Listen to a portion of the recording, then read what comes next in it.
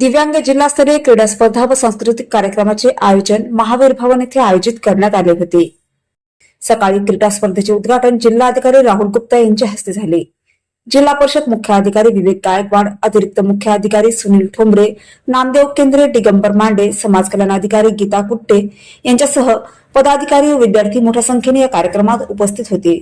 आपण जागतिक दिव्यांग दिनाच्या निमित्तानं या दिव्यांग क्रीडा स्पर्धा ज्या आज सकाळी आयोजित केल्या होत्या त्याचं उद्घाटन आज सकाळी झालेलं आहे आणि त्याच्यामध्ये आता समजल्याप्रमाणे निवड झालेले बक्षीस मिळवलेले जे दिव्यांग क्रीडापटू आहेत ते पुढच्या स्पर्धेसाठी विभाग आणि राज्य स्तरावरती ते खेळायला जाणार आहेत। ज्यांना आजच्या स्पर्धांमध्ये बक्षीस मिळालेलं आहे सर्वांना पुढच्या वाटचालीसाठी शुभेच्छा देतो।